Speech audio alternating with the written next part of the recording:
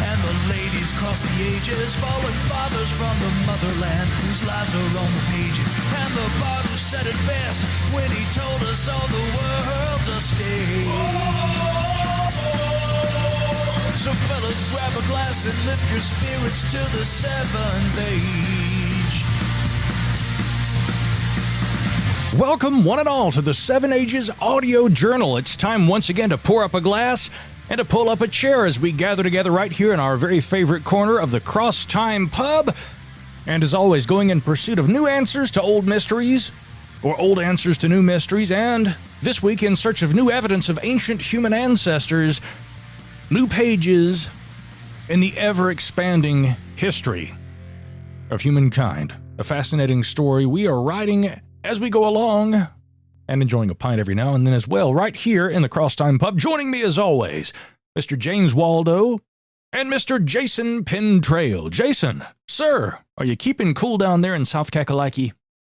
Well, not this week, unfortunately, but it looks like fall is just around the corner. I can't wait. It's my favorite time of the year. As we've said often here on the show, school is back in session. Both of the kids are in school, and so that gives me a little bit more free time to enjoy the weather.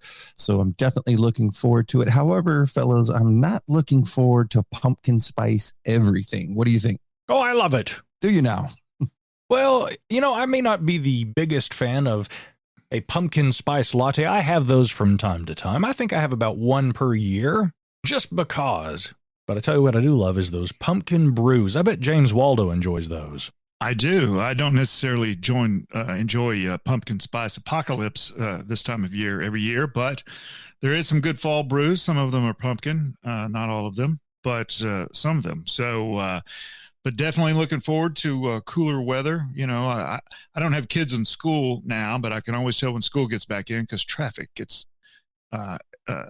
much worse at this time of year. So let's see, what else have I got? Oh, big announcement on our end, or on my end. My son and his wife are expecting their first child, our first grandchild, due in March. So big announcement here on the Waldo side of the world. So yeah, look forward to that.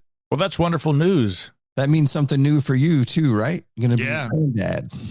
Yeah, well, that's like a new stage of life, right? Like it's for all of us, right? It's a new chapter. There's, you guys and you guys will get it, at some point. But when your kids are young, things are a certain way, and then when they get older and they leave the house, you're kind of in this kind of weird sort of in between. I mean, it's not necessarily terrible. It's nice not to have the kids at home, but you're sort of like in this, sort of waiting phase, I guess. And then this next phase of life kind of comes along where grandchildren show up or whatever.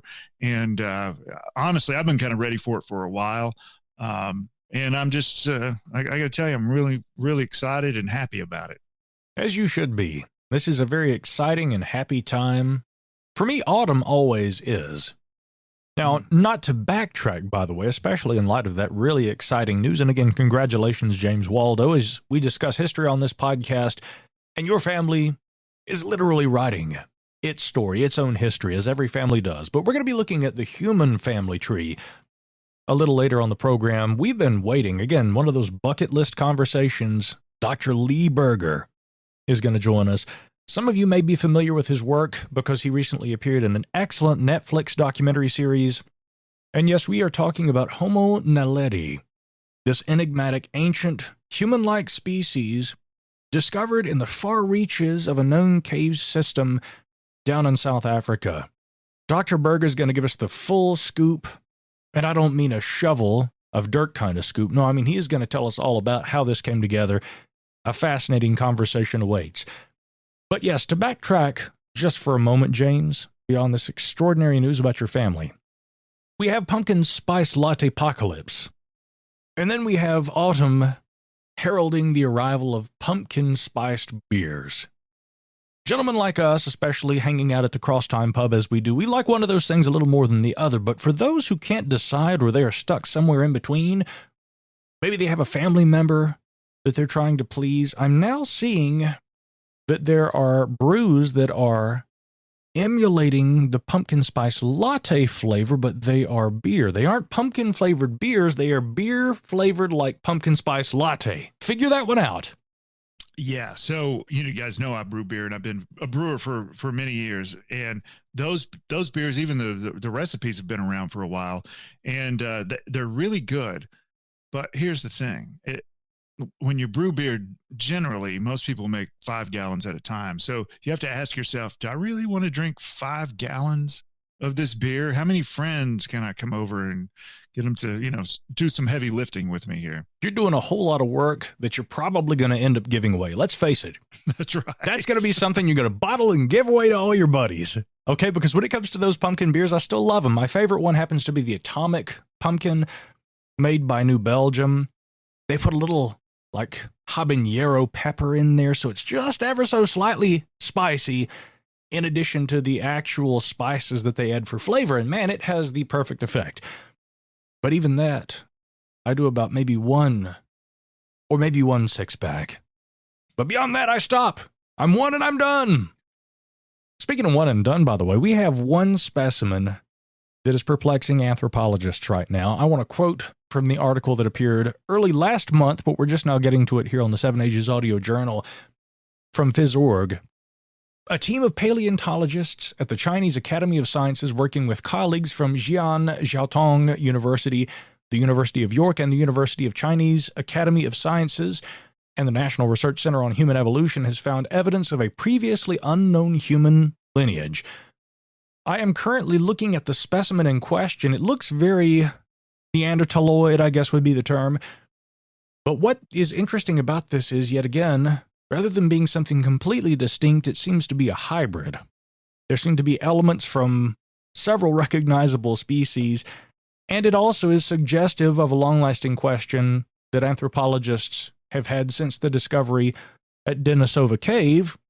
What did this other ancient variety of humans, the Denisovans, look like? Could we be looking at something that is at least part Denisovan with this latest sample?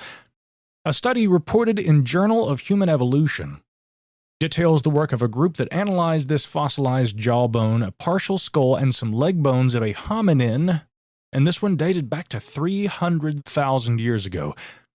According to Phys.org, the fossils were excavated at a site in Hualongdong, in what is now a part of East China, and they were subsequently subjected to both a morphological and a geometric assessment, with the initial focus on the jawbone, which exhibited unique features. Now, a quick quiz. Anybody care to try and guess what feature really stood out? I already mentioned this was Neanderthaloid in appearance. That's a hint.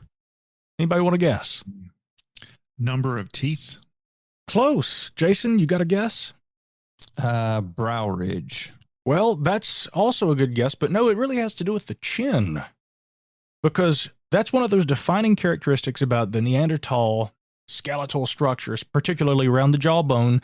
There's that absence of a chin, right? And so as they note here, that the focus on the jawbone had to do with the fact that these unique features, a triangular lower edge and a unique bend, which resembles both modern humans but also late Pleistocene hominids like Neanderthals.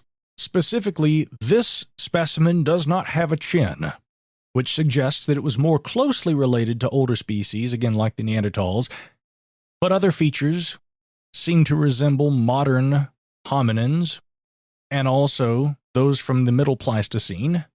And so there are so many different characteristics going on here that they say the closest resemblance is that of Homo erectus, but that in fact what they think it is a hybrid of modern human and ancient hominid, and possibly an ancient hominid of unknown origin. Now, that doesn't mean that it's not one that's known, but again, if you think about the sequencing of mitochondrial DNA that were extracted from the fingertip of woman X, that was the primary source of the samples collected at Denisova Cave. I mean, we had the very tip of a tiny finger, and they were able to sequence the genome of this ancient variety of hominins, and yet we still don't really know exactly what Denisovans looked like. That remains in question, so this could be a clue. This may be something that is part Denisovan. I mean, we still find the remnants of Denisovan DNA in modern human populations, so that's certainly not something that's off the table. But looking at the absence of the chin and these other kind of archaic features that we find in this specimen really makes it something very unusual. But what's not in dispute is its age. It seems to date back as far as 300,000 years ago, and yet again, it's opened a whole new chapter of questions regarding ancient humans and what we were doing, who we were interacting with, interbreeding with, back during the Pleistocene. It's truly fascinating. So where is this discovery in relation to the Denisovan cave? Now, that's a good question. I believe that the discovery was made in East Asia. I don't know what the actual proximity to Denisova Cave may be. Now, according to this article, I'll just mention on that point, though, since you asked, James, they write, in an effort to determine a species for the remains, the team ruled out the possibility of it being explicitly Denisovan. That left them with the likelihood that the fossils represent a third lineage, one that is not Denisovan or Homo erectus, something that is closer to Homo sapiens. But they say if this is the case, the species would very likely have shared some evolutionary relationships with those other hominins of the Middle or Late Pleistocene. We just don't know exactly which one. But, I mean, there are going to be some shared characteristics, and this specimen seems to display that. So we don't know what it is. They say this is not Denisovan, but there are some characteristics that are, again, I think it would be accurate to call it a hybrid of some kind. You know, the human family tree, as we kind of speak of it sometimes, is starting to turn out to be more like a human family bush or a briar of some kind, where it's just all these branches that don't make, there's things just don't make much sense at all from this vantage point anyway. Well, the problem, I think, is that, we are still kind of dealing with the remnants of old thinking, and that having to do with the single species hypothesis. There was at one time this idea in anthropology that there was this species that evolved into this one, and then that evolved into this one, and then that evolved into this one, and then here we are, modern humans today. But our evolutionary family tree was not a pole, okay, with notches along it. I mean, like you said, it was more like a briar thicket with, tangled vines that sometimes interweave, sometimes meet, sometimes grow together and get wrapped up. That seems to be kind of the issue. And the more ancient human ancestors, or I would just say, just for general purposes here, the more archaic human types that we find in the fossil record, the more and more we realize two things. Not only is there a tremendous amount of diversity that was not known previously, we also see that many of these examples of ancient archaic humans coexisted. Humans lived alongside Neanderthals. We didn't just evolve from them. They were actually our cousins. Humans lived alongside Denisovans.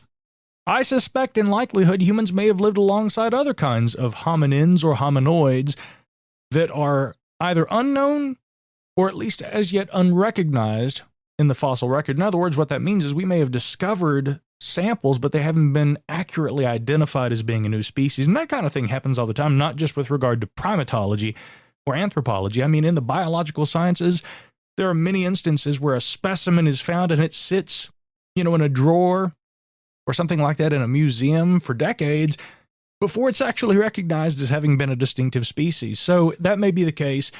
There are probably some instances of fossil discoveries that point to these existences that I'm talking about, but which simply have not been recognized yet as such.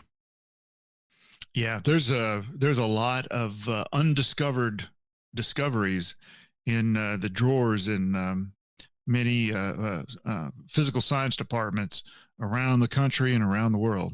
Yes, in the Indiana Jones universe, these kind of discoveries end up in a secret facility where these kind of things are hidden away. We don't even need that. I mean, the greatest secrets are probably just innocuously kept in drawers and things like that, and they are forgotten or they are overlooked because people don't know what they have.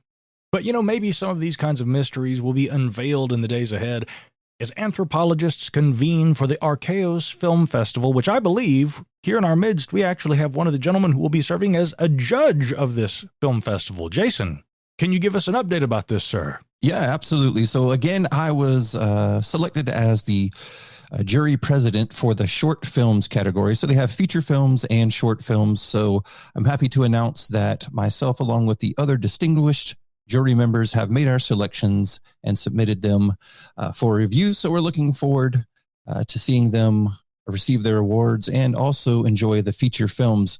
So if you haven't heard about this, the Arkhaios Cultural Heritage and Archaeology Film Festival, it's an annual event. It's part of the Archaeology Month celebrations that take place throughout the country.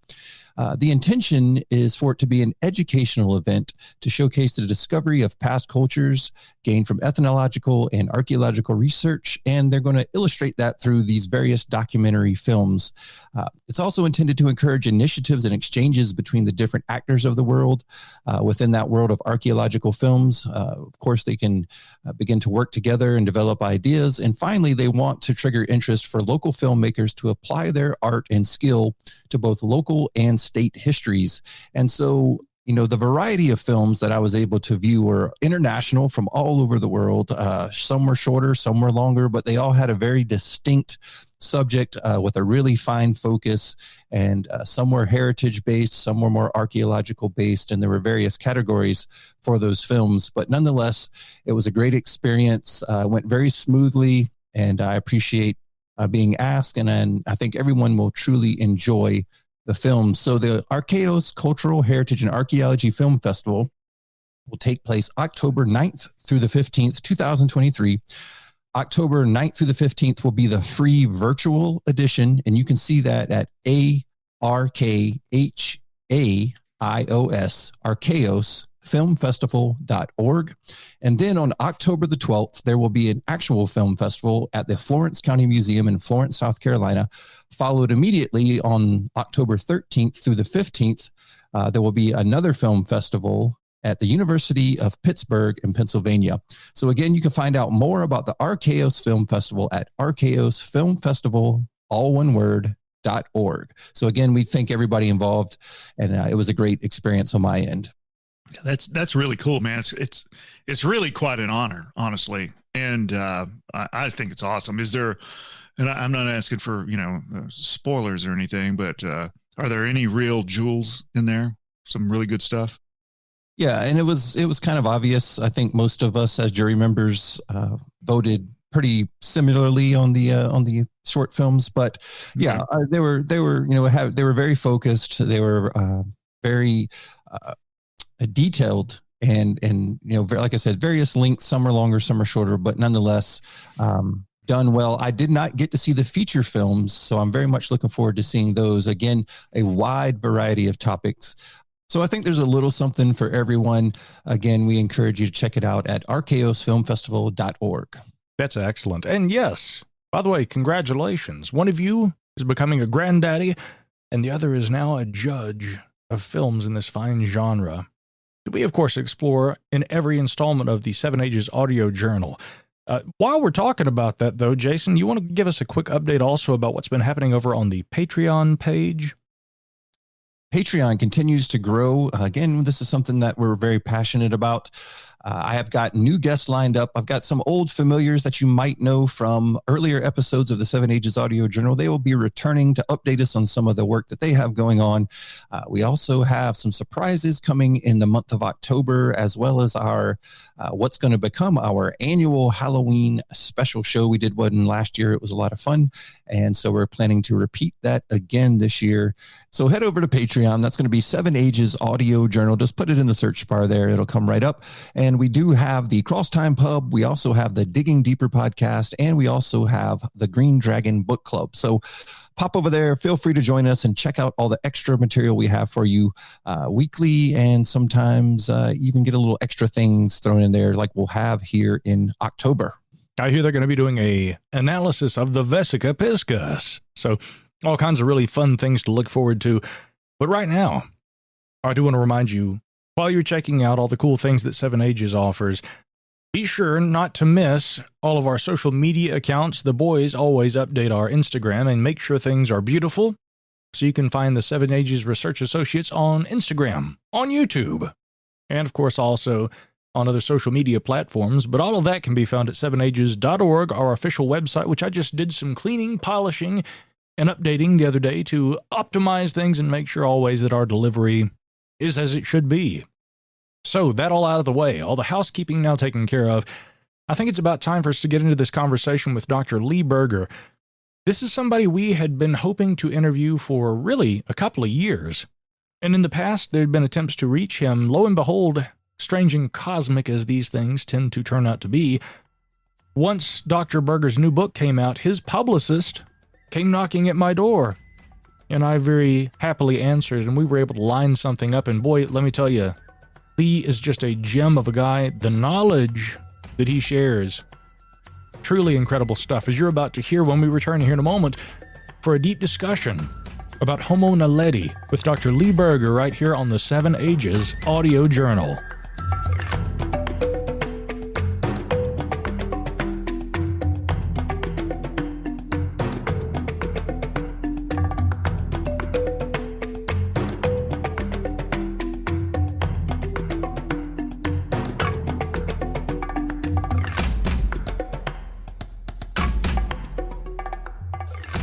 What a conversation, and something tells me that many of our listeners out there are going to be familiar with the work of the gentleman who joins us tonight. Born in America, currently residing and conducting work as National Geographic Explorer in residence in South Africa, Dr. Lee Berger is a paleoanthropologist, senior Carnegie Science Fellow, and director of the Center for the Exploration of the Deep Human Journey at the University of Witwatersrand in Johannesburg, South Africa. Berger is also known for discovering the Australopithecus sediba type site at Malapa Cave within the Cradle of Humankind World Heritage Site, as well as for his leadership of the Rising Star Expedition, and this is the big one we'll be discussing tonight, the excavation of Homo Naledi at Rising Star Cave. Now, Dr. Berger is the co-author of an excellent new book we have been devouring, Cave of Bones, and he's also featured in the new Netflix series Unknown Cave of Bones. So welcome to the program, Dr. Lee Berger. How are you? It is great to be here from sunny Savannah, Georgia. We got you while you were here stateside, yeah. It's a rare thing. You know, the Explorer in Residence title is an oxymoron, or it should be. Yeah, well, you know, I tell you, I think that indeed you are both an extraordinary explorer and certainly an incredible paleoanthropologist with the work that you've done in recent years, because very seldom do people have the ability to lay claim to not one, but more than one, several significant paleoanthropological discoveries, the likes of which you have managed to put under your belt in the last few years. So before we get into all the human origins discussion, I'd like to talk a little about your origins. Even before you became an anthropologist, Dr. Berger, you were involved in conservation at an early age, and also I think a youth member of the Boy Scouts of America. Oh, that's right. I actually am an Eagle Scout, and actually distinguished Eagle Scout. And grew up in rural Georgia here. That's actually why I'm in Savannah. I'm giving a couple of lectures here on Tybee Island, Georgia, coming back home on the end of this sort of book and movie launch that's happened. I grew up in a little place called Sylvania, Georgia, although I spent summers down here in Savannah. And, grew up hunting for Native American artifacts in plowed fields. I was involved in conservation. As you said, I got the gopher tortoise registered as the state reptile of Georgia. That's another story in and of itself, jumping out of the back of pickup trucks and chasing down tortoises that were endangered species at that time. And it was an idyllic lifestyle. I didn't realize I'd ever end up in Africa, but I've spent my entire adult life in Africa since 1989, first in Kenya, then in South Africa. And you're right, I've been very fortunate. I do want to say something, though. You know, a lot of times projects like this, they go like, Lee Berger has done this. It's an enormous team. I represent well over 160 scientists that are working with us. It explores across the continent of Africa, and it's, they pull a lot of the heavy lifting on this stuff. So I just want to acknowledge that it's a group effort. Indeed. I mean, some of the current excavations in recent years, as I understand it, have been some of the most elaborate, really maybe in the entire discipline. And we're going to get into some of the details about that shortly, but moving in that direction. And, what brought you to South Africa? You studied under Professor Phillip Tobias in the early 1990s. And if I understand correctly, right around the time that you arrived, some of that work there at the Gladysville site, that I think the same year you actually began working there, included an early hominin remains site, one of the first found since 1948. Is that correct? That's right. I came out of Kenya. I had, through a long series of an association, I met Don Johansson when he was giving a lecture to the Georgia Science Teachers Association. he was going to take me to Olduvai Gorge. He got kicked out of Olduvai Gorge. I ended up at Kubifora with the Harvard University Field School and met Richard Leakey, and, was asking for advice on where to go. I wanted to be I wanted to discover fossils. I wanted to be someone who finds fossils, not a lab rat, so to speak. Nothing wrong with lab rats, but I didn't want to be one. And both Don and Richard gave me the disheartening but same advice of there wasn't going to be a lot of space for a young guy from America and East Africa at that time who wanted to find fossils. They were still young. They were still, it was a pretty vicious field at that time in East Africa. But they both said, if they were in my shoes, they'd go to South Africa. I remember that's a tricky period. Mandela had yet to be released, but there were rumors he was going to be released, and it was a lot of risk.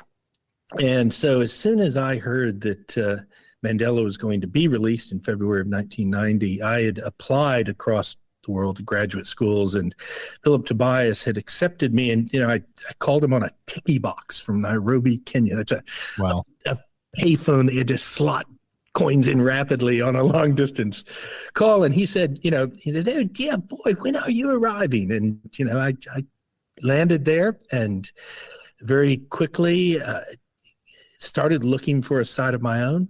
Found a site called Gladysville, and within 14 days of launching a kind of student expedition there, I was actually teaching a class, and within 14 days found 2 hominid teeth, which, as you said, were the first hominid fossils in over 48 years. A new hominid site discovered in southern Africa, sub-equatorial Africa, in fact. And thought I had it made, man. I thought this is, the next trowel, the next rock I turn over is going to have that half of a hominid mandible, which will allow me to dine out for the rest of my life at conferences, because at that time, these were incredibly rare. I mean, to give you an idea, those 2 teeth got me a National Geographic magazine. That's how rare hominid fossils were at that time.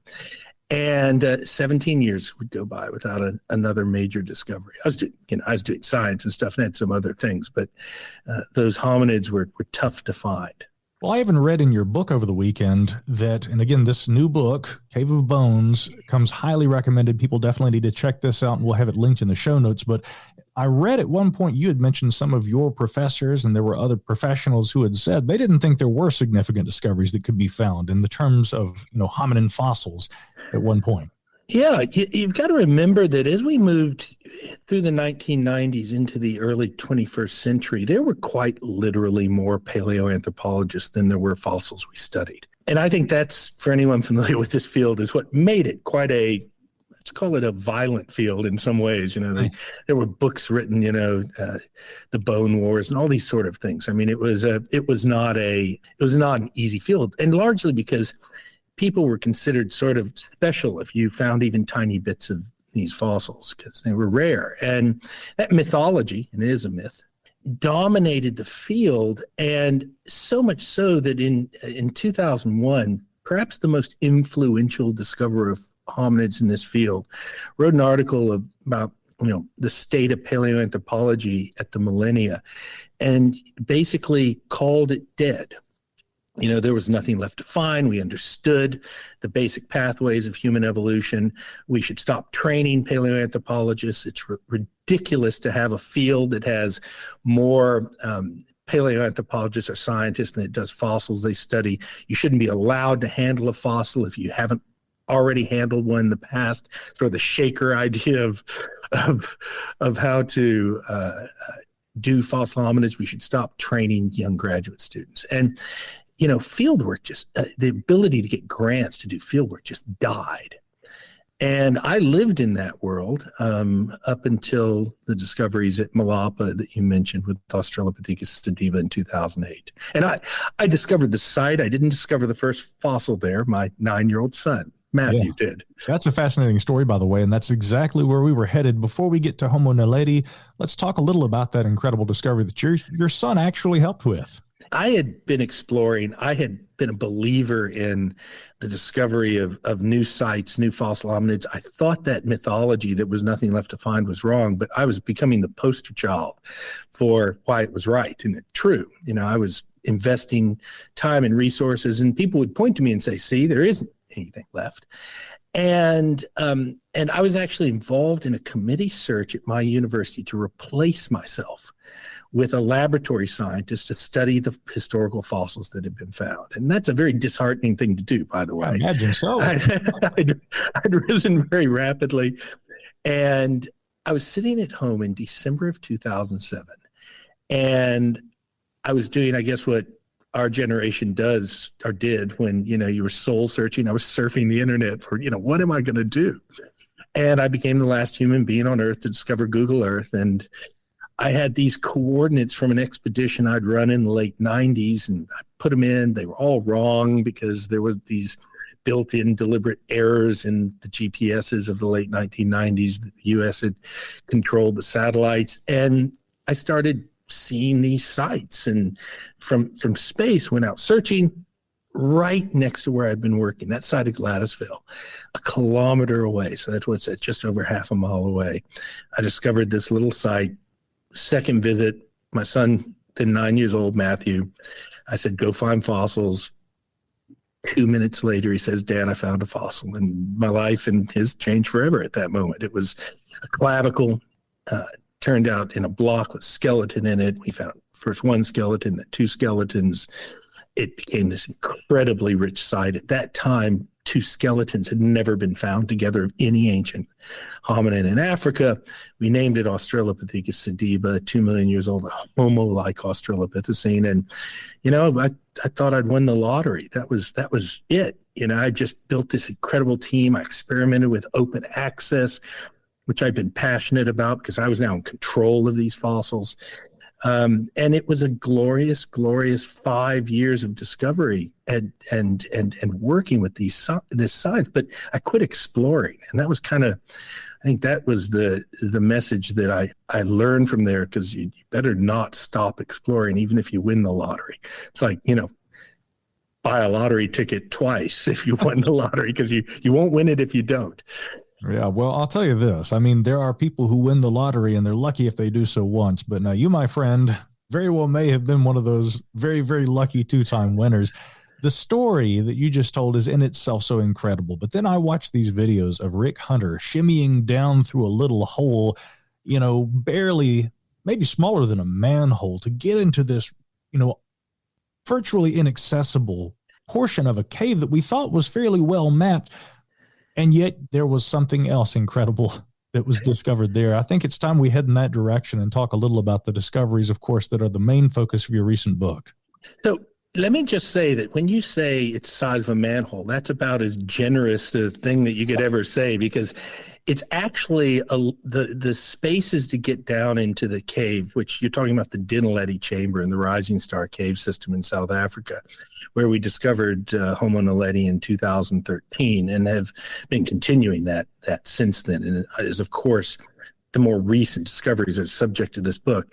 That last journey, the whole cave is a harrowing cave. I mean, it is not these large caves that your listeners may imagine. It is a lattice work cave. The spaces are tight. We do a lot of crawling, a lot of climbing, a lot of moving up and down space. But that last bit we call the chute labyrinth.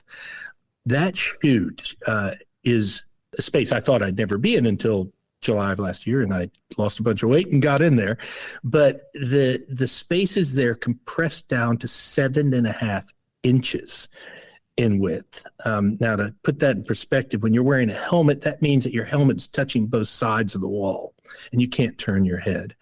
There are passages within that are probably, most of the cave is about the size if you put two toasters together. And that's most of that. And it goes for about 12 meters. So what is that? 45 feet or so of that, traveling both vertically and laterally for about 25 feet. So it is the most awful space that you can work in. Yet that Naledi chamber and then other places within Rising Star have given us the most incredible evidence of this extinct non-human species with a brain slightly larger than a chimpanzee. Yeah, Dr. Berger, the entire media that surrounds this, the book, the Netflix special, everything together in this package is truly remarkable. And I heard you refer to the area in which this Rising Star Cave system is part of. As you look out over the setting sun, you see the rolling hills of South Africa, but you see it a little bit different.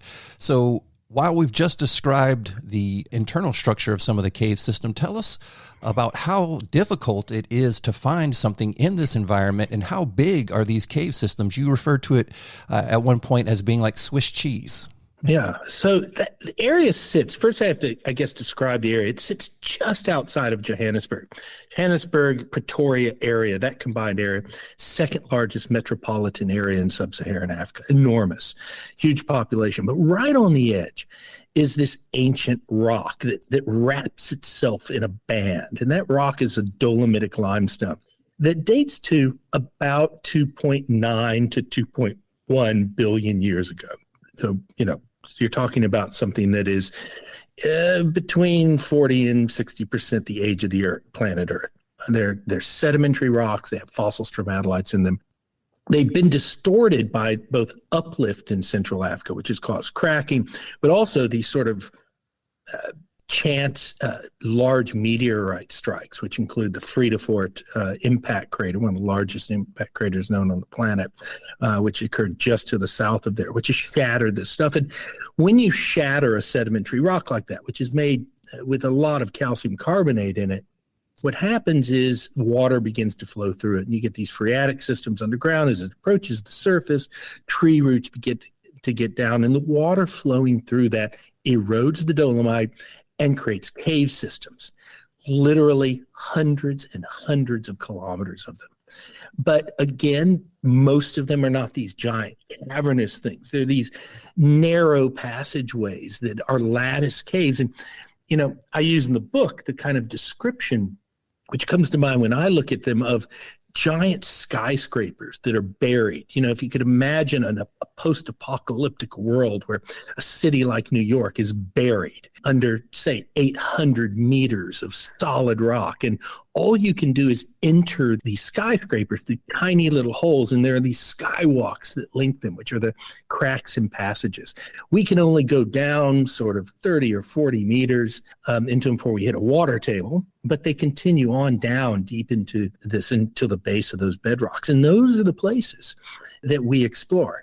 Some you gain access by these tiny little fissures, which are difficult to find. In fact, in my late 90s expedition that I'd done, and that's when I identified, we literally knew of 140 of them, and I discovered over 1,000 of them in a period of a year. And because of Google Earth and able to use that technology. And we now know that this is like Swiss cheese, except complex, terrible, networked Swiss cheese.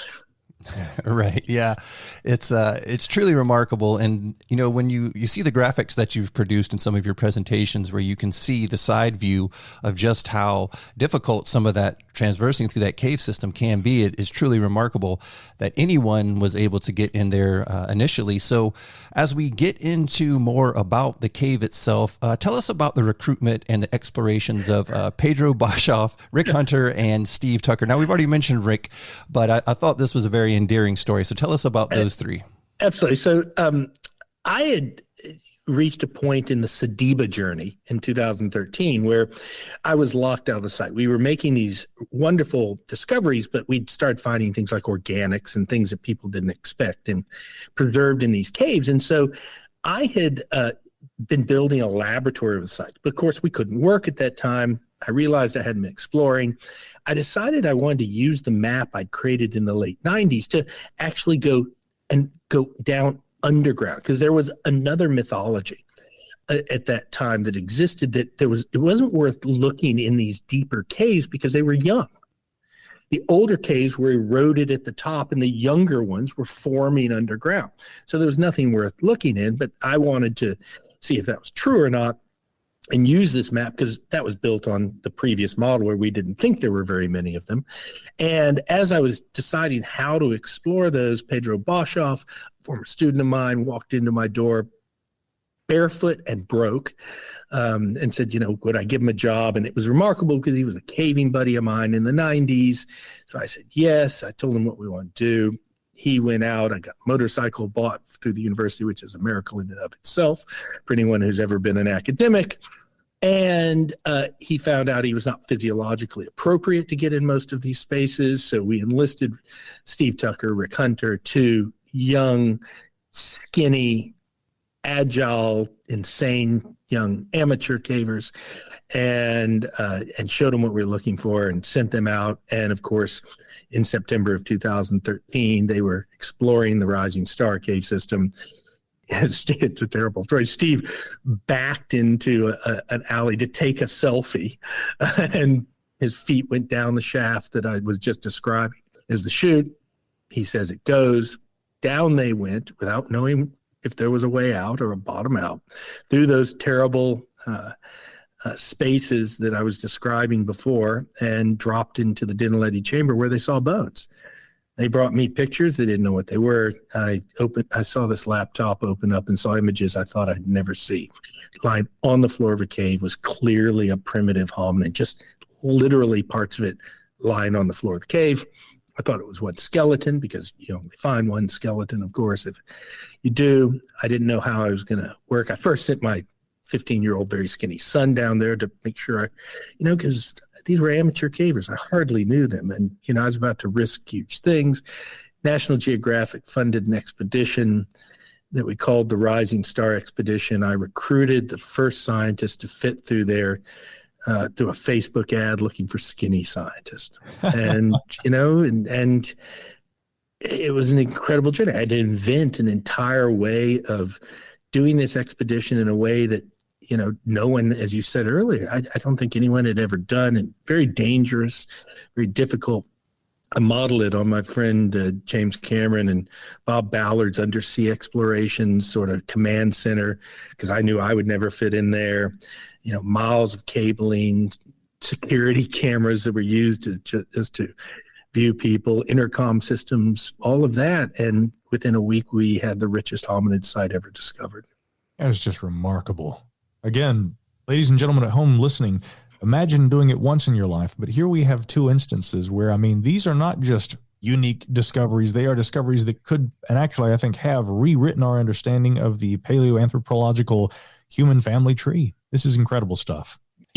I did some homework on the geology of the area, in preparation for our interview. And it struck me as, even though dolomite's a very common rock on the surface of the earth, the geologic setting there seems to be very unusual. It's not a straight kind of a karst topography like you might find other places where you got normal cave systems. As you described it, there's been some meteorite or asteroid strikes in that area that's kind of fractured it up, because it didn't. And I looked at a lot of the videos, and it didn't look like totally solution chambers. It looked like there's a lot of fracturing and things. And then I had read a little bit about the description of the dolomite itself, and it was what's called stromatolitic, and of course that's what I don't think people understand about stromatolites is it's the oldest single cell life form on the planet. And you actually owe your existence to it, because stromatolites created all of the oxygen, or 99% of the oxygen, through photosynthesis that exists on the planet today in the oceans. And you can see stromatolites today. They still exist. There's lots of places where they exist. You don't see dolomite getting formed so much because it's kind of an unusual anaerobic environment, but that all of that together is just, I was kind of speechless about it. It is. And it is there is something about crawling through rocks of that age. And you describe the fossils very well, those stromatolites. Not only do we owe our lives to the oxygen, we evolved from them, so, as does every living organism on this planet. So, it is kind of humbling touching those things. I am going to say, though, I'll give you a little hint at a predictive model that's not being done on much hint. This isn't going to be that unusual. There's a lot of dolomites in Africa. We started exploring them, moving up into the area. And while the fracturing creates a important part of this, I think most of the thing is, as scientists, we're like drunks looking for our lost keys under the nearest street lamp. We just do it because other people had made discoveries there. I've just come back from Gabon. we're going to find stuff there. We already have. These Dolomites stretch across a big chunks of Africa. They stretch across the whole world, and are there, places where a lot of the things are found, those and limestones across the planet. We have just begun to explore, and this is a remarkable moment in history where, the technology is allowing us to find these places. LiDAR allows us to remove vegetation cover. You can walk into these places with every bit of human knowledge in your hand. And if it isn't good enough, you can phone a friend from almost anywhere on the planet. This is a terrific time to be an explorer and a young scientist, because it's only going to get better. We had a great COVID. We made new hominid discoveries in COVID that we'll be announcing shortly. And of course, the more we look at these sites with fresh eyes, the more we get into these spaces, the more we begin to erase all the preconceptions of the past about, hominins not having culture, and the idea that we went to the phase of, well, we have to, refute the null hypothesis of natural origins, which is kind of ridiculous when you're thinking about hominids, which we know about other animals today. It's just the next couple of decades are going to be extraordinary. Well said, and I'm very much looking forward to that. Dr. Berger, as you said there, all of the technology moving forward, it's exciting for anthropology, it's exciting for archaeology in general, and we talk about it a good bit here. Now, you did talk about something in the book that I found very interesting, and before we get into the details of Homo Naledi, tell us a little bit about your 3 categories of subterranean spaces. I found this to be very interesting. Yeah, so I traditionally had broken caves, and this is just an internal way. I'm a very visual person, and I have a kind of, when I'm looking for fossils and looking for sites, I often am trying to imagine the situations that exist in the past in order to visualize, how a space might be altered or where things might occur. And so I have internally always broken up caves into sort of living zones and dead zones. And the living zones are the spaces where life occurred. That is, that where animals interact with them, where bats fly, the kind of places you're familiar with, where most people go in caves, But humans are not, despite the term caveman, we're not cave creatures. Almost the entire history of archaeological relationship with Homo sapiens in caves occurs in the light and the twilight zone, where you can still see light. So that living zone I'm talking about, they very rarely venture even as far back as cryptic animals like porcupines or badgers or leopards sometimes, or even bats. And then you move beyond that distance. And those are the spaces I call the dead zones. And these are the spaces where living organisms by and large don't live. And if they do get in there, they often succumb to being in those spaces. They're moving into spaces where they're going to die because they're lost. They can't get out. And you find these dead animals. And the reason I call it dead zone is you often do encounter these lost dead animals in there. And it's almost every time it's a completely tragic thing, because what they went through during that period of dying in complete darkness. And very few people, unless you are a caver, have been in complete darkness.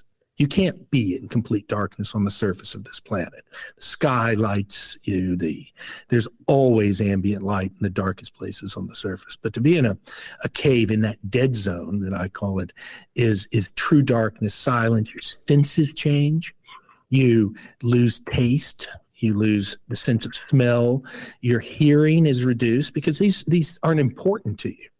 And your vision becomes incredibly important, and touch becomes incredibly important because, believe me, you don't want to fall. You don't want to end up in a space that's not like that. And then there's another kind of space, which is sort of a newer term that I've developed and largely around these new discoveries, and that is touched spaces. Spaces where hominins or human ancestors or have altered the space and altered it largely for cultural purposes. And those spaces are something that I think are very poorly recognized. I think you've begun to see scientists see them with the discoveries of Neanderthals altering deeper spaces, with the discovery of cave paintings by early humans in slightly deeper spaces. Certainly, as we move deep into the rising star system, we're finding that Naledi altered spaces way beyond where humans would go. In the deepest spaces, hundreds and hundreds of meters back in these spaces. I'm just curious about the air quality in some of those spaces. I know, there's probably not a lot of flow through there, and I don't know if you had to make, especially when you were working down there, you have to make some kind of special, sort of confined space entry protocols for that. When I first started the Rising Star expedition, I didn't know what to expect either, and I did things like took in those inflatable blow-up fans. We disassembled them and moved them in with long pipes attached to them that I had made to try and create airflow because we didn't know. But what we have actually found is there's quite a lot of airflow in them. The caves breathe because there are large spaces we can't get to. Deep underground, but also because of their fissured and fractured area, there are often multiple entrances into these spaces. And so you get this sort of deep pressure differentials, which create airflow, and then that sucks air between spaces. So the air quality is actually pretty good. There are certain spaces where you find that it's dangerous, that you are encountering lower oxygen levels or gases that build up. Most of the spaces in Rising Star, we're very fortunate, maintain relatively decent oxygen levels. So we have found we don't have to worry about that as much, and that's, believe me, that's a very good thing.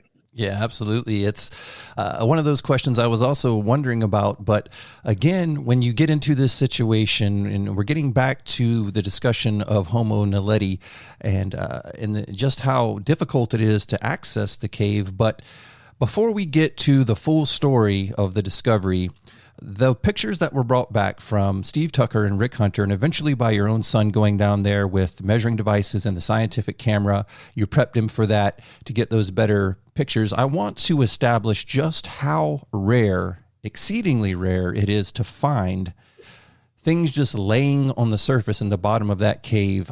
I know that struck you very strongly. So tell us about the rarity of a find like that. It doesn't happen. It's the first time in history that's ever happened with a hominin remains. We occasionally, as I said, find the remains of a lost dead animal, but it's fairly obvious when you see remains like that. I didn't know quite what it was, and I think part of the problem why we didn't recognize some of the things we're going to talk about, discoveries, was I assumed that it was something like that when we saw it. But the problem was that to see a ancient hominin, and this was clear. I could see the dentition very clearly. There was a half a jaw there. I knew it was not a modern species. I knew it wasn't Homo sapiens. I was certain it wasn't Homo erectus because they have very human-like teeth. I could see it had primitive dentition. To see something like that lying on the floor, it should have been embedded in solid rock. I mean, it looked, even in those first pictures, like it should be 1 million, 2 million years old plus. I didn't know, but no one had ever seen a fossil like that just lying on the surface. You do find stuff like that in East Africa on lake beds where they're eroding out, not in a cave. A cave, it just doesn't happen. And so the context had me off guard from the moment that we discovered it. So I was curious about the context, exactly as you put it. The bones, were they in situ as the animal died, as the primate died, or were they, was there some water transport or some other mechanisms at play, some predation or other animals interacting with carcasses after death? So now you're getting to the rub of the new discoveries, because when we first went in, there were a few bones that were on the surface, and we didn't really have an explanation for that. Some looked like they'd been shuffled around a little bit, but there were a few bones on the surface, and they tended to be in little clusters across the surface of this very tight chamber deep underground, the Naledi chamber. We collected those, and as they came up, we had a whole science tent running. Scientists were flown in from around the world. There was no sign of carnivore damage, nothing. There was no real sign that movement had occurred. There wasn't the typical signs that water was involved. When water moves something the sediments change, as you would know, around it. I mean, you find gravels, you find sorting, all those things. There was none of that. It was a soily, muddy floor, effectively, but relatively dry. I then chased a skull that we could see coming out of the ground. And that skull ended up resulting in this just tremendous discovery of over 1,500 remains. It came from an excavation a little over a yard wide and just over 20 inches deep. 1,500 individual hominid remains. Now, let me put that in perspective. At that moment in history, that exceeded the entire number of fragments of hominids that had ever been discovered in the entirety of the history of paleoanthropology in sub-equatorial Africa. Wow. And we did that in 3 weeks. There was nothing wrong with them. You couldn't see any damage marks. Again, the excavation didn't show any reason that they would be there. And we hypothesized as we began the publication process and continued excavating in that remarkable space that, there wasn't even another animal, not a single other large animal there. There were a couple of mice bones and stuff like that. And there were a couple of fragments of an owl, but that wasn't that surprising. I mean, owls can get into those dead zones and die, but there was no large animals. No one had ever seen that before in the entire history of early hominid paleoanthropology, only hominids. Except, of course, as we discussed the finds during that expedition over beers in the evening, all of us, I'm a paleoanthropologist. I trained as a forensic anthropologist. Most of us do. There is one animal that you see that commonly for, and it's humans. And the reason is humans sort themselves after death.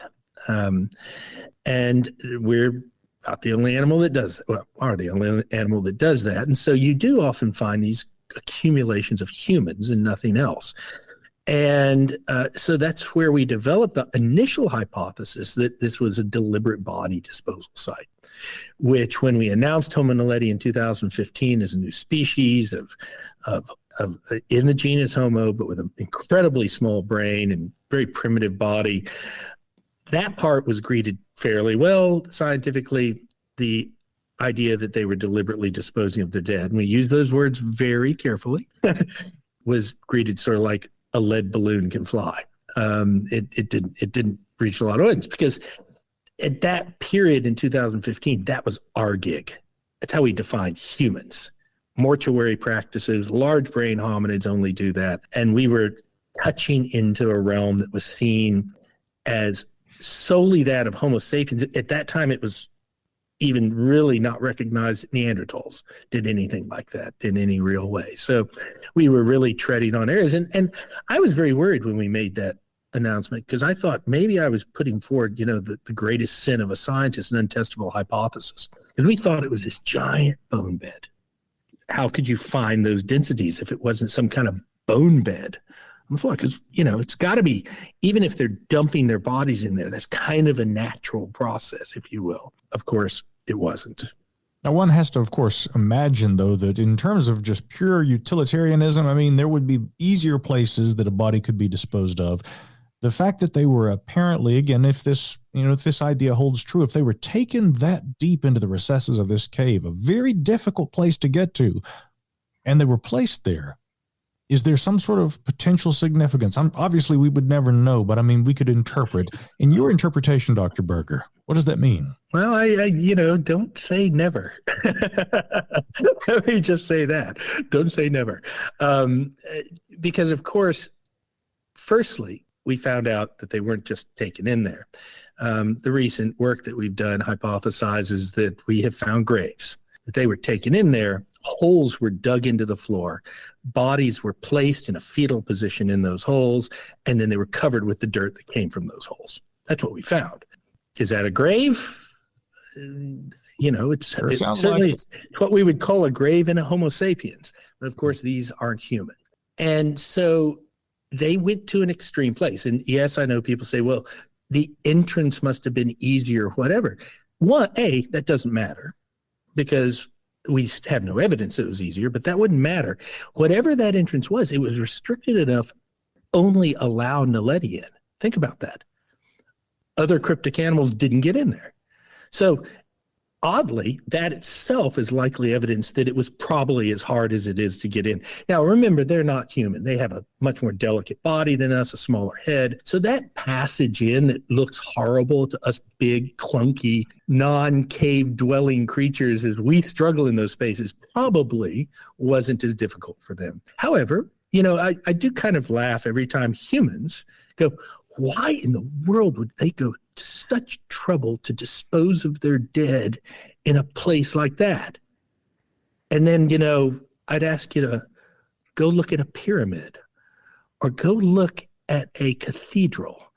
Or why do we dig 6-foot holes completely unnecessarily and put our dead in them? We go to extraordinary efforts to separate our dead from the natural processes that we allow other animals to do. And yet, ironically, we challenge why another species might do that. And that seems to be, dare I say, the main bone of contention, no pun intended, the fact that it wasn't human doing it. That seems to be the real controversy. Sorry, James, go ahead. Well, I just wanted to point out that, geologically speaking, usually in these types of environments, the holes don't start out larger than they are now. They were smaller then. The accesses get bigger over time. So it's probably tighter, or maybe some, things closed off and new openings have opened up over time. But generally, I would consider that it'd be much more difficult to get in to those spaces then than it is now.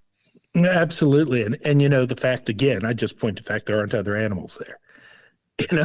That's that space was restricted enough but Naledi went back again and again and again and again and again. And we have dozens of individuals, and we've left dozens of them down there. And of course, the graves themselves, people say it does seem the criticism is not that people don't believe they're graves. They just don't want them to be.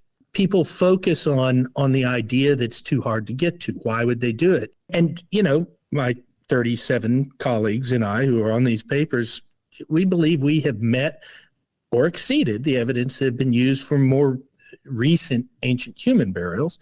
But people say, well, you have to add more evidence, and they're about to get that as we revise these papers, and in spades. We're going to put everything out there at this stage. Of course, that itself, I think you keep touching on meaning. Burial is a deeply ritualized process. It is in humans. It's a mortuary process. It touches on caring for others, loved ones. It touches on recognition of self-mortality and other things, and is a big thing for us. And I think there's resistance there as well, because you got to remember we're also coming into this is the first time in history any scientists have stood up and said non-human species practice a ritualized mortuary process. Of course, it's controversial. We're not doing it lightly, but that's what we hypothesize the evidence says. And then there are the carvings. Yes. Let's talk about those. Yeah, absolutely. That in itself is, in addition to the discovery of the fossils there in the cave and the specimens, the markings that are accompanying those are absolutely remarkable. It's one of the most interesting aspects of this whole entire story. But right before we get to that, I want to make sure that we cover this. So, Dr. Berger, there was an age range of individuals that were extracted from this area. I also want to drive home the point of what is that age range, and where does Naledi fit in the timeline of things as far as our ancestry goes? Great question. And I apologize for leaving the date out. I'm not a big fan of dates, as probably anyone knows my research goes. I think they're overused, but we have everything from neonates, that is individuals before, at, or near birth, to young infants, juveniles, subadults, to young adults, to old adults, to the very elderly. Every single age range, about 50-50, subadult to adult. And it's just what we've extracted. We have deliberately left most of the individuals there so that our claims can be tested. So people can say, well, then, we want you to apply this test to that. And that's a very unusual thing, by the way, to do that. Usually what happens is teams like ours strip them out and then say, believe us. We've actually left that evidence so that other scientists can come forward and say, we don't like your test, we don't like your method, we want to test this. And you can. And so that was an important part. Homo naledi, even though it looks like a hominin that should be between, say, 1.5 million to 2.5 million years in its anatomy, that's where we would have placed it if you were basing its age on its anatomy, and many scientists did before we had a date, sits out of time and place. And that also makes it very controversial. This population we have dated so far to between 230,000 or 240,000 and 330,000 years before present, at a time which, until this discovery, we thought only large brain Homo sapiens were evolving in Africa. Everything else was extinct. And that adds to the discomfort of scientists in dealing with this, because it's burying a lot of our sacred cows. It's butchering them, in fact, because at that moment in Southern Africa, we're seeing the rise of what we call the Middle Stone Age, which is the sort of infant toolkit that will be the infinite toolkit of modernity. And we'd attributed that to Homo sapiens, but there almost aren't any Homo sapiens fossils on the entire continent of Africa. We assume they were. Suddenly you've got Homo naledi in play. And so all of this makes all of this startling to science. It's going to take, we have to be patient. It's going to take a little time for the facts of these things to kind of absorb into hundreds, if not thousands of years of the belief in human exceptionalism. So I have a question about that. I've been thinking about this as we've gone on, because there's a lot to unpack here, obviously. But the answer to this may be startling. I don't know, but as I thought through and we started to talk, we haven't talked about markings yet. But my question is, how did they navigate these cave systems without a light source? Make markings. I was worried about that for years too, and I would coach the team that you can't be too disappointed. Fire is difficult to see; it's ephemeral. It's hard to see in the past, and particularly at hundreds of thousands of years. I talked up my entire team out of seeing what was right in front of us. The entire place is covered with evidence of fire. Okay. The roofs of Dinaledi chamber are covered in soot. They're big chunks of charcoal. We have discovered now, we've been excavating for the last months, if you follow us on social media, hearths in the immediately adjacent chamber. Every intersection has a large hearth built in it. They were using and transporting fire throughout that entire space. Wow. And cooking animals in adjacent spaces, but not in the burial chambers, which is fascinating in and of itself. Yeah. And I'm fairly certain, based on the size of some of the hearths, they're very small hearths, they're big hearths, that they were manufacturing fire. They weren't just carrying fire. You don't build tiny little fires if you aren't comfortable that you can make one when it goes out. I can also tell you, if you follow us on social media, you will have seen this. We will have dates on that fire, and they are ancient. That's been one criticism, because we told the world we had fire before we had dated them, because we were getting all this sort of commentary that people say, well, without evidence of fire, it's impossible with sonar. And so, when we had it and we knew it was widespread, you don't need to have a PhD to recognize a lump of charcoal, and there's thousands of them in there. And so that was just one of those signs. We had scientific blinkers on. So they had fire. They were in those spaces. They were moving there. They were lighting them, and they were burying their dead. Amazing. Yeah. So for the dating of the fires and the charcoal, of course, that's obviously outside the range of carbon 14 dating. What methods did you use? We've just on the last expedition 2.5 weeks ago discovered a sort of 3.5 centimeter thick flowstone that grows into one of the largest hearths. It actually grew over it and formed into it. We use uranium series for that. We will have absolute dates on that. You couldn't have a better circumstance for dating in that. That's fantastic. It is. That's awesome. That really is. It was like, my goodness. Because, yes, that was a big problem. How are you going to date this? Everyone goes, well, you can do radiocarbon. But anyone who knows, doing radiocarbon in a carbonate environment is a dangerous thing to do. You'll get a date, but it's going to be wrong. Yeah. Yeah, that makes perfect sense. Getting back to the importance of the discovery, I know we've talked about this, and every aspect of this is remarkable. But Dr. Berger, there were some sets of fossils that were removed that are some of the most complete and astonishing that we've seen ever. Talk about the foot and the hand, the completeness of those fossils and their importance. So we have a large number of articulated individuals. And what articulation means simply is that they are in anatomical position of life in death. That is, the bones are in the same position. We've recovered a complete articulated hand, a complete articulated foot. We've got skeletons that are near articulation. We have a child that's got a tool-shaped rock sitting in its hand that was recovered.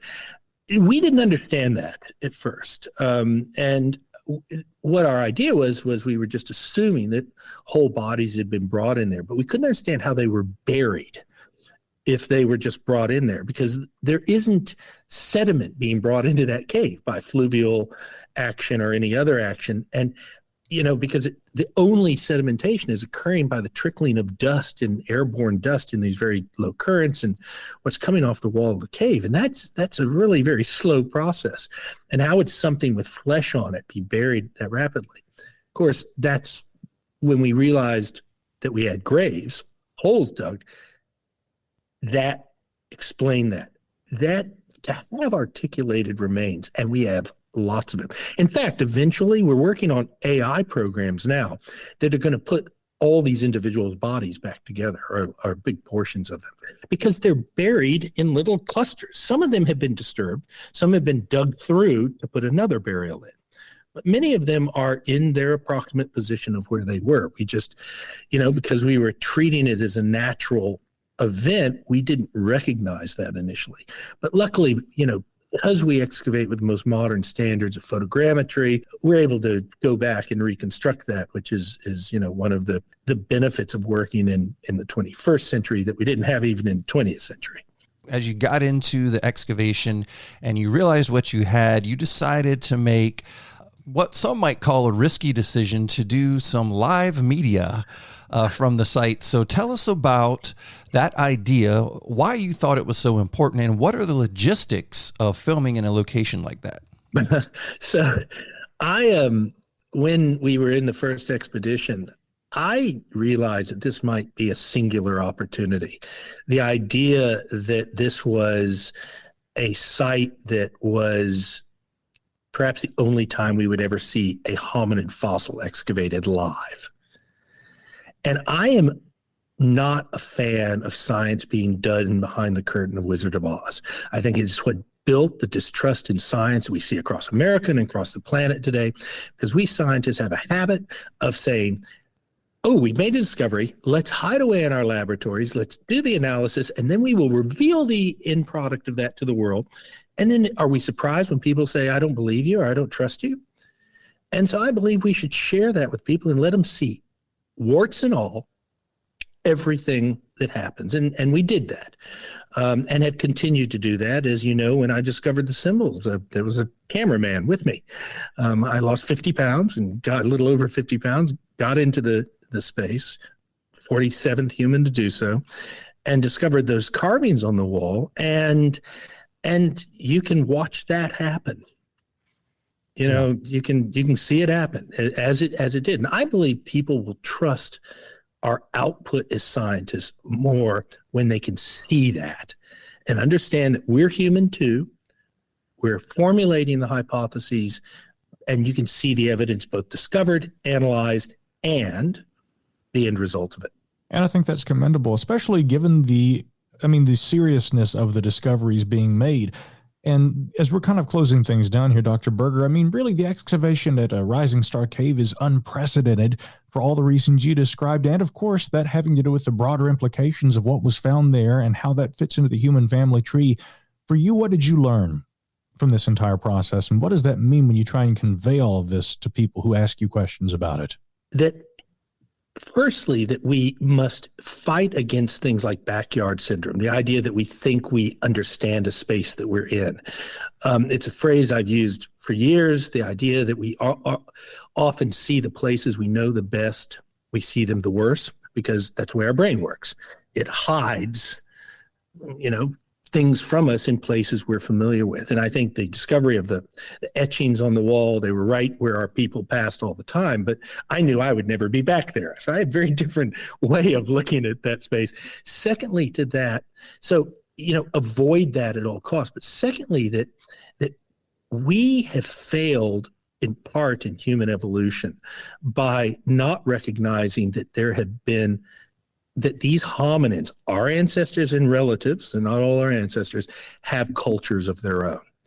Even though it sounds manifest, they're stone tools or things like that, fire goes back 2 million years, we have not acknowledged that they are cultural beings.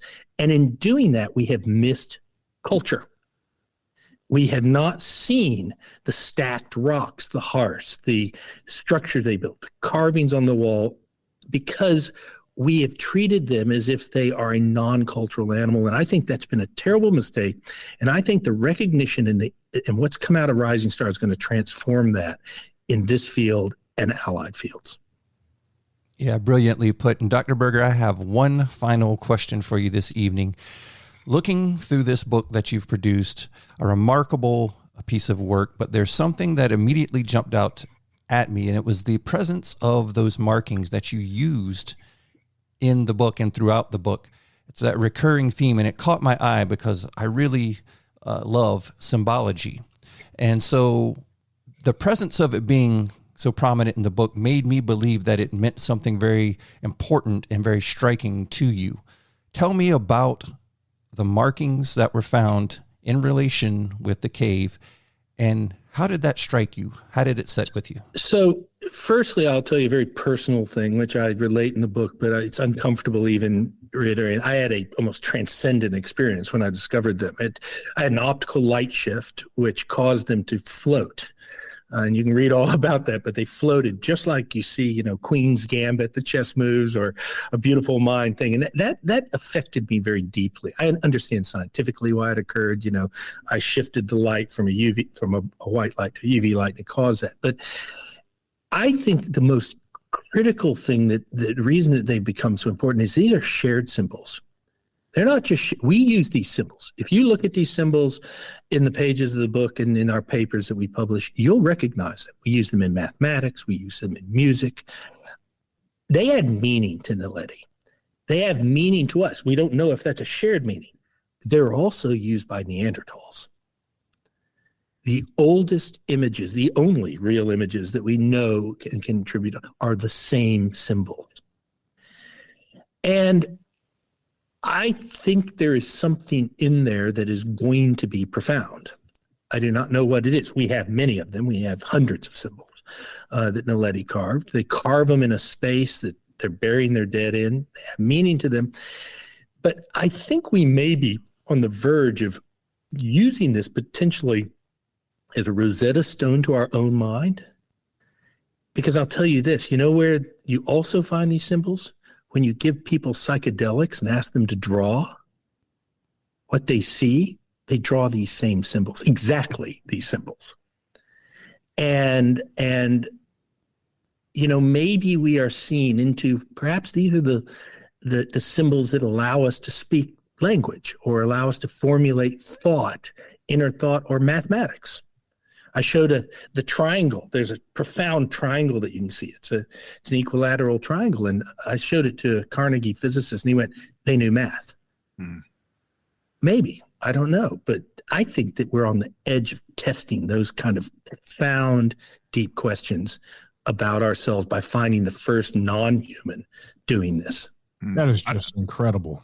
Yeah, it really is. I've heard this sort of theory before about these fundamental images found all over the world. It's a product of abstract thought, or somehow links us all together, even with these other species. It's amazing. And now we have the first non-human example of that. Right. Remember, Neanderthals, it's one thing because they got our brain. They got bigger brains than we do. This isn't us. There is almost no one, other than if you count behavior, that would put Naledi into the human grade. And that's exciting. So one of the questions is, I mean, are we looking at essentially maybe a little removed from humans, one of the earliest extrapolations from a non-human, and maybe therefore something that points back to an earlier kind of a concept even for us as humans and in our evolutionary, heritage? I mean, the formation of thought, the first extrapolation of that, and the first placement of that in our environment around us. And, and maybe that links to the last common ancestor that those three shared, or maybe it's uniquely evolved in each of them and that it's shared. I mean, you would want to think that it's likely a deep time shared thing.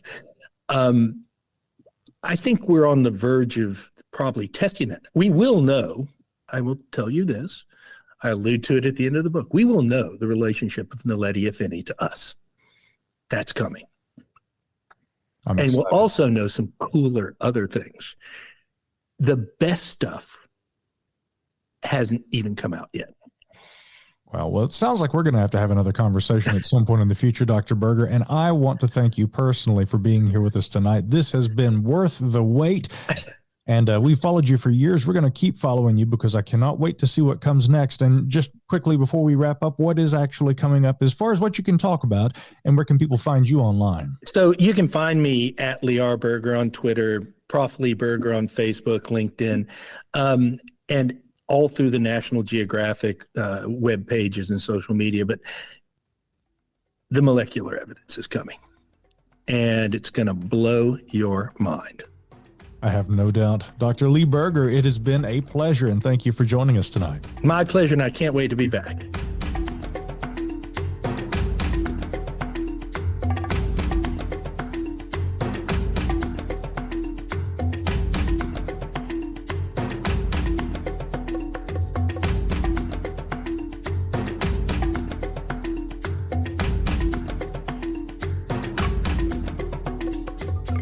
Thanks again to Dr. Lee Berger. What a great interview. And it's one that we've waited for a long time. And I really think that the wait was totally worth it. Oh, yeah. I 100% agree. Such a nice guy. Funny thing, too. Where the team here all met originally down around Savannah, Georgia, your old residence, James, that happens to be where he was while we were speaking to him. So, yeah, and we had a nice little catch up there and a little, back and forth about Savannah a little bit, which was, this guy lives almost all of his life in Africa. And then he comes on the show and then we start talking and we're talking about all of these familiar, local spots that we both know. So I thought that was kind of nice. Yeah, it was really nice to have that local connection. And I'm sure, of course, this guy with his track record of discovering new ancient archaic human species we'll probably be talking with Dr. Lee Berger again at some point in the future. And, maybe next time, if he's going to be in the area, maybe we'll just invite him to pony up with us right here at the Cross Time Pub, where we have our delicious new pumpkin relic hominoid spiced latte stout on tap. I'm sure he'd really love to have some of that. Jason, you want to have one more with me, sir? You aren't going cross-eyed yet. No, not yet. We'll make it a stout. You mentioned it. It's my favorite. Let's head on over there and see what they've got. That's right. I know James Waldo won't argue with that either, so we'll definitely do that. In the meantime, the rest of you can get caught up on our back catalog. There's always lots of listening for new subscribers to the podcast, or check out our Patreon page. All of that information can be found over at 7ages.org. On behalf of Jason Pentrail, geologist James Waldo, and yours truly, Micah Hanks, we are the 7 Ages Research Associates. And we'll catch you next time, right here in the Cross Time Pub on the 7 Ages Audio Journal.